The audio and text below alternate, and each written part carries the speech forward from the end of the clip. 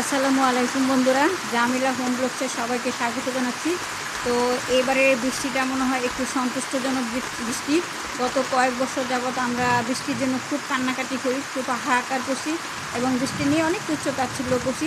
আলহামদুলিল্লাহ এইবার আমরা ভালো বৃষ্টি পাচ্ছি, আল্লাহর রহমত।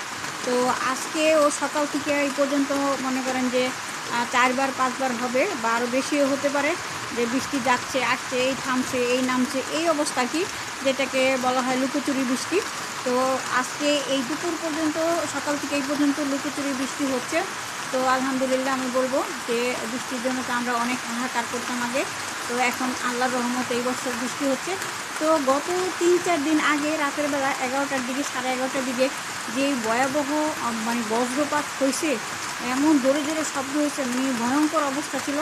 আমার জানা মতে আমি যখন ছোট ছিলাম তখন আসলে এইরকম বজ্রপাত হইতো, এরকম তুফান হইলে আমরা আসলে ভয়ে কাঁপতাম। তখন কোনো বিল্ডিং ছিল না, তখন শুধু টিনের ঘর ছিল, টিন সেট ঘর ছিল, একতলা দোতলা ঘর ছিল, কোনো টিনের বড় বড় এরকম আলিশান বিল্ডিং ছিল না।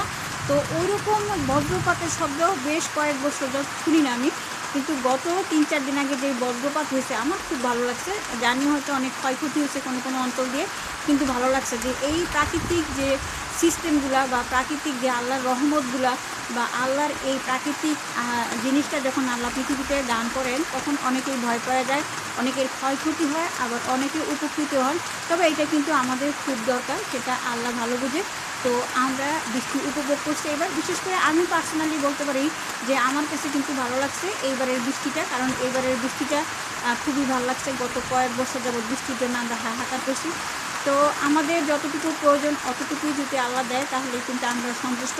অতিরিক্ত দিয়া যদি আবার আল্লাহ আমাদেরকে ডুবাই দেয় তাহলে আমরা অসন্তুষ্ট। আমাদের মতো অনেকেরই আছে ক্ষয়ক্ষতি হয়, তো যেইটা ক্ষয়ক্ষতি হয় সেটাও আল্লাহ ভার বহন করেন, কারণ একদিকে ক্ষয়ক্ষতি করলে আরেকদিকে হয়তো আল্লাহ পোষায় দেন। তো আল্লাহর সিদ্ধান্তের উপরে এবং আল্লাহর ইচ্ছার উপরে বা আল্লাহর বিরুদ্ধে আমাদের আসলে করার কিছুই নেই। তো আল্লাহ পৃথিবীর মানুষের জন্য যেটা ভালো মনে করেন সেটাই আমাদেরকে দান করেন। তো যাই হোক, বৃষ্টিকে অনেক অনেক ধন্যবাদ। আল্লাহকে তো আর ধন্যবাদ দেওয়া যায় না, আল্লাহর কাছে সবসময় শুকরিয়া আদায় করতে হয়। আল্লাহর কাছে হাজার কোটিবার শুকরিয়া জানাই, আল্লাহ এই রহমতের বৃষ্টিটা এই বছর ঠিকঠাক মতো দিচ্ছে। তো সবাই ভালো থাকবেন, নিরাপদ থাকবেন, বৃষ্টিটাকে উপভোগ করবেন। আল্লাহ হাফেজ।